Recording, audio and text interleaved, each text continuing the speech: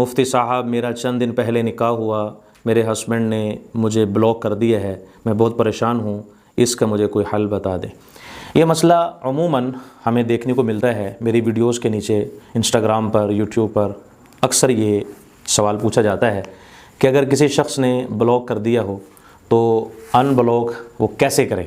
اس کے ساتھ ہم کیسے اپنا تعلق بحال کریں، کس طرح اس سے رابطہ کریں۔ اگر آپ کا اخلاق اچھا ہے تو دوسرا شخص بھی آپ سے متاثر ہوگا، آپ اس کے ساتھ اگر پیار کے ساتھ پیش آ رہے ہیں، اخلاق سے پیش آ رہے ہیں، تو آپ کسی کے دل میں محبت ڈال سکتے ہیں۔ تو خیر، اس کے لیے ہمیں 2-3 کام کر لینے چاہیے، اگر یہ ہم کر لیں تو انشاءاللہ امید ہے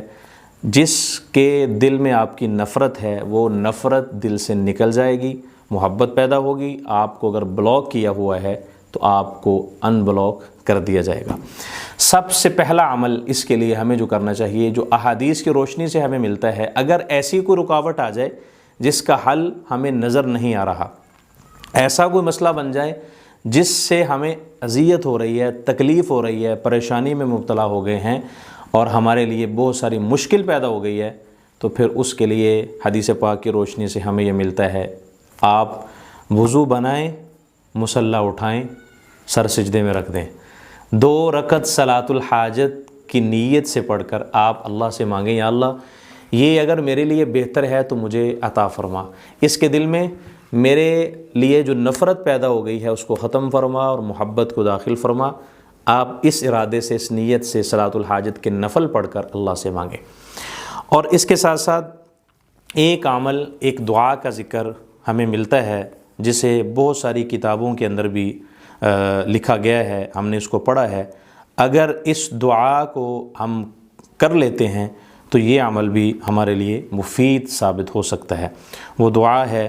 اللہم الف بین قلوبنا واصلح ذات بیننا۔ میں پھر دوبارہ اس کو رپیٹ کر دیتا ہوں، اس کو یاد کر لیں صحیح مخارج کے ساتھ، صحیح طرح اس کو یاد کر کے پڑھا جائے، اللہم الف بین قلوبنا واصلح ذات بیننا۔ ترجمہ، اے اللہ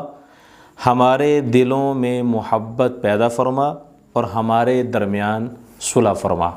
اس دعا کو ہم ہر نماز کے بعد 11 بار یا 21 بار پڑھ کر اس شخص کا تصور رکھ کر آپ اس کو پڑھتے رہیں، انشاءاللہ اللہ کے فضل و کرم سے جو شخص آپ سے نفرت کر رہا ہے، اس نے بلاک کیا ہے، آپ سے ناراض ہے، وہ راضی ہو جائے گا، اس کے دل میں آپ کی محبت پیدا ہوگی۔ میں پہلے بھی کئی بار یہ عرض کر چکا ہوں، یہ جو وظائف ہم پڑھتے ہیں، وظائف پڑھنے کا مقصد یہ ہوتا ہے کہ ہم قرآن و حدیث کی روشنی سے ہم چلیں، یہ نہیں کہ ہم جناب کسی غلط مقصد کے لیے وظائف کو استعمال کریں، ہمارا کوئی ایسا مقصد ہو، ناجائز کام ہو، وہاں ہم وظائف کا اہتمام کریں، وظائف کو پڑھیں، پھر ہم یہ گلہ شکوہ بھی کریں کہ وظائف تو پڑھتے ہیں مگر اثر نہیں ہوتا، وظائف کے اندر کوئی تاثیر ہی نہیں ہے۔ ایسا نہیں ہے، وظائف کے اندر، قرآن آیات کے اندر اللہ نے تاثیر رکھی ہوئی ہے، مگر ہم صحیح مقصد کے لیے جب پڑھیں گے تب فائدہ ہوگا۔ اگر ہمارا مقصد صحیح نہیں ہے، ناجائز ہے، تو پھر اس کا فائدہ ہمیں بالکل بھی نہیں ہوگا، صفر ہوگا، اس کا 0% ہمیں اس کا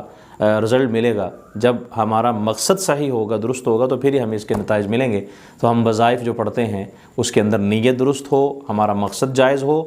اور دوسرے نمبر پر ہم یہ سمجھتے ہیں کہ بھئی جیسے ہم وظیفہ کریں فوراً ہمارا کام جو ہے وہ ہو جائے، ہم آنکھ بند کریں تو آنکھ پھر کھولیں فوراً ہمارا کام ہو جائے، ایسے نہیں ہوتا۔ وظائف پڑھ کر ہم اللہ پر اپنا کامل یقین رکھیں، ایمان رکھیں، اس لیے کہ کرنے والی ذات فقط ایک اللہ کی ہے۔ جب ہمارا ایمان، یقین مضبوط ہوگا، پھر اللہ ہمارے لیے آسانی کے اسباب پیدا فرمائیں گے، بند دروازے ہمارے لیے کھول دیں گے، نفرتیں وہ محبتوں میں بدل جائیں گی، کاموں میں آسانی پیدا ہو جائے گی۔ جب ہمارا ایمان اور عقیدہ مضبوط ہوگا، ان الذین قالوا ربنا اللہ، جنہوں نے کہا ہمارا رب اللہ، ثم استقاموا، پھر اس پر ڈٹ گئے، ثم استقاموا تتنزل علیہم الملائکہ الا تخافوا ولا تحزنوا وابشروا بالجنۃ التی کنتم توعدون۔ پھر ملائکہ بھی ان کے لیے نازل ہوتے ہیں اور انہیں کوئی خوف بھی نہیں، انہیں کوئی ڈر بھی نہیں، اور اللہ تعالیٰ ان کو بشارت بھی دے رہے ہیں کہ ان کے لیے جنت کے دروازے کھول دیے جاتے ہیں۔ تو ہمارا ایمان، عقیدہ جب مضبوط ہوگا، پھر ہمارے کاموں کے اندر بھی اللہ آسانی پیدا فرما دیں گے۔ تو لہٰذا وظائف پڑھتے وقت ہم ایک تو نیت درست رکھیں اور اپنا دھیان توجہ یہ ہماری بالکل اس مقصد کی طرف ہونی چاہیے، اور جائز کام کے لیے وظائف کریں گے تو انشاءاللہ ہمارے لیے دروازے کھل جائیں گے۔ نحمدہ